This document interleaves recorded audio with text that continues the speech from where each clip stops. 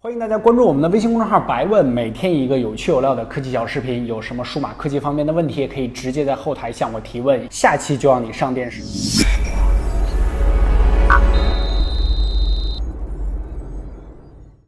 Hello， 大家好，欢迎收看这一期的白问，我是王炯。这个白问呢，跟大家说句抱歉啊，又有2周没有更新了。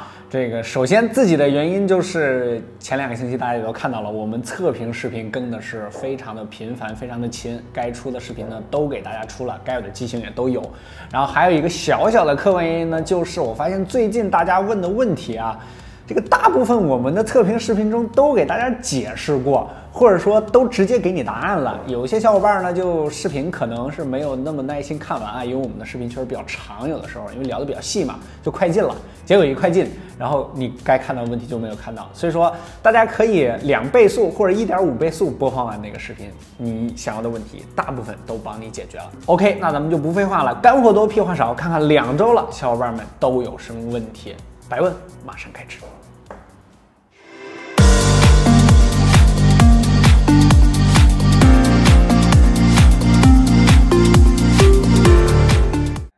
OK， 第一个问题之前呢，还是要再说一句，最近我们的体验和测评的视频呢出的都非常的全啊，各个机型呢基本都有，大家可以去看一下。另外，我们的微信公众号呢也更新了数据库，以后不光小白测评，白问这边呢也会有相关的数据库更新，所以说大家对这个某一些机型的主要关键数据呢，都可以去数据库里面查看，公众号里在这里找就可以了。好，来第一个问题是，完了这字儿就不认识，什么风啊，水风吧。小白，我的抓把这个一晚上睡觉开始到这个早上8个小时掉电8%，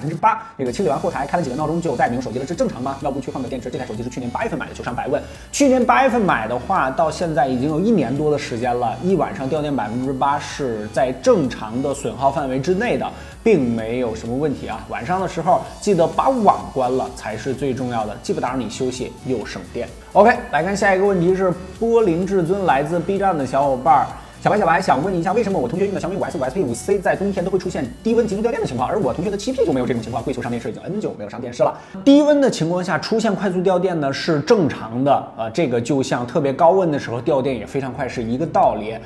正常的情况下呢，电池都有一个正常工作范围值，所以说在极低温的情况下，大家少用一下手机啊。还有就是7P 呢，其实也有这个问题啊，多半是你用7P 的这个同学不想承认，因为他觉得他自己手机可能用得好一点吧。而且7P 可能还更严重一些，就是在这个温度再更低一点的时候，它可能电池保护直接就冻死了，给关机了，然后这个温度回来之后才能充进去电，才能开机。OK， 来看下一个是来自白问微信公众号的小伙伴一笑而过。小白，为什么我的小米5S 64G 刚买的时候安兔兔跑分11万多，现在用了11个月了，跑分才9万多分，这是什么情况？这是正常情况，因为本身安兔兔的跑分呢就有一个波动值，这个11万多呢，大概有1万多的波动值是正常范围之内的，就是你新机跑的话，也可能10万多，也可能11万多。再说你用了11个月了，再有一些内部的正常损耗，或者说你机器有一些垃圾，这是非常正常的一件事儿，所以说9万多并没什么太大问题。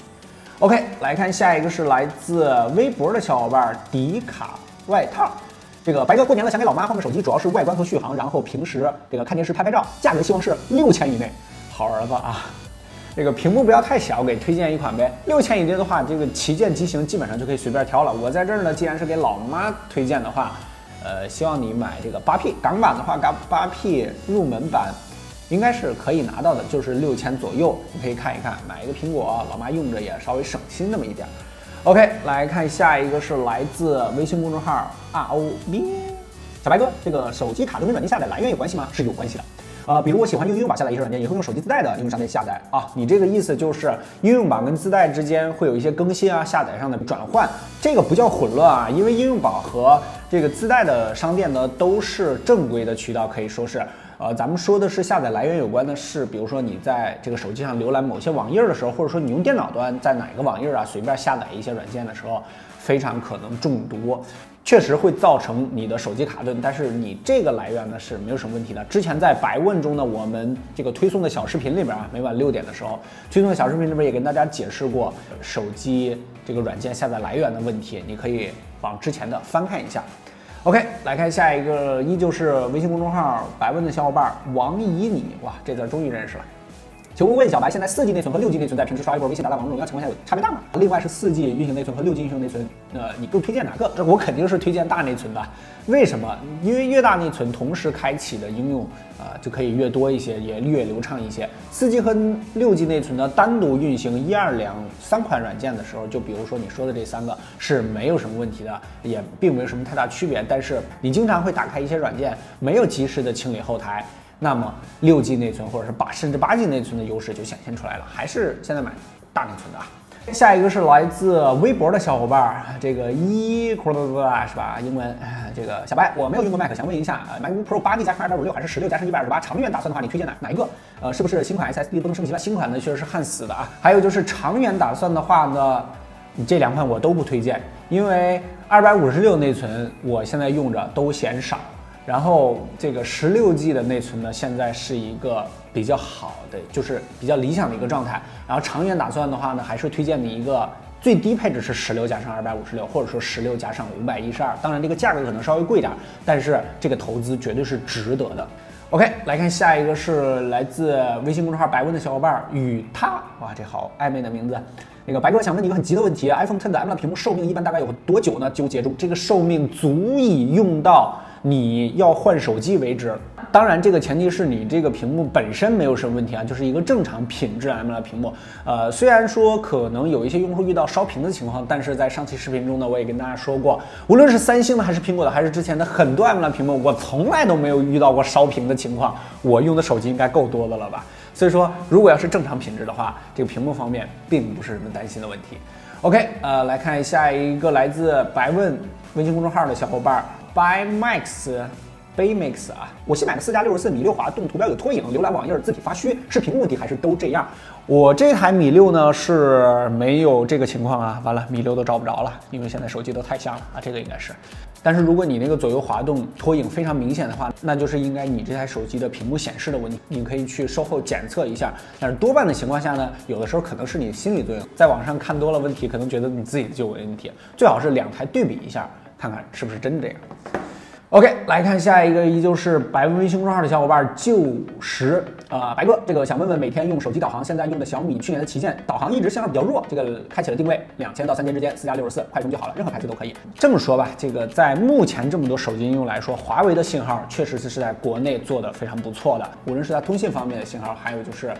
这个定位啊，还是导航。但是导航方面呢，当时我的 P10呢，还有 P9啊，都遇到了过一些漂移的问题。这个 Mate 10 Pro 呢，还有 Mate 10都在我们手里，暂时还没有做这方面的测试，在后期关注一下我们的这个深度测评就可以了。OK， 下一个是微博的小伙伴不做假账的盛会计啊，是一名会计同志。我是学生，想买一个类似于 Surface 2合一的电脑来用，主要是上课做笔记，明年很重要的机考试，老师不建议我们纸质版来学习，我觉得Surface有点贵，这类产品你推荐吗？可以用笔在上面写字吗？不可以用笔在上面写字，但是它有一支电子笔。我的建议就是老老实实的买一台笔记本电脑。OK， 来看下一个是微博的小伙伴吴孟达，哎呀，是个粉丝吗？那个小白，想买一个 iPhone 10的手持稳定器拍视频用，有没有什么推荐的？手持稳定器的话呢，就是性价比比较高的呢，就是国内的有飞宇和智云这2个。我有一台智云的啊，是一个朋友送的，还挺不错的用着。但是在目前来说呢，多少都会有一点不太稳定，但是大形势都是这样，其实都还不错啊。这个飞宇或者智云的，你可以去参考一下，他们的旗舰都可以。OK， 下一个是来自 B 站的小伙伴百年孤独，小白，我想换一部手机，在 Mate 10 Pro 和三星 Note 8之间，我现在还是个学生，对手机方面的体验都很看重，但价格不是问题。我发现你们都很有钱呐，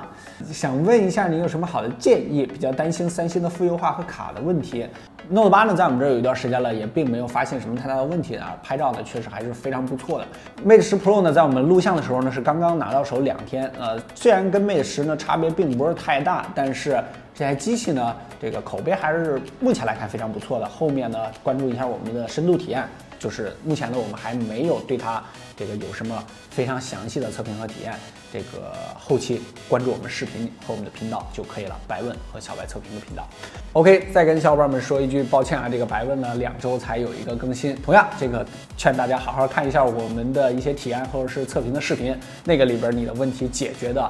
其实都比较详细的。好了，这一期的百问呢就先和大家聊到这儿。同样，本期视频的活动呢还是老规矩，关注微信公众号百问，每天一个有趣有料的科技小视频，每晚6点更新啊。这个在后台回复“干货多，屁话少”这6个字，我们将会抽取一个小伙伴送出小米的蓝牙音箱1个。赶紧回复“干货多，屁话少”就可以了。好了，下期百问再见，拜拜。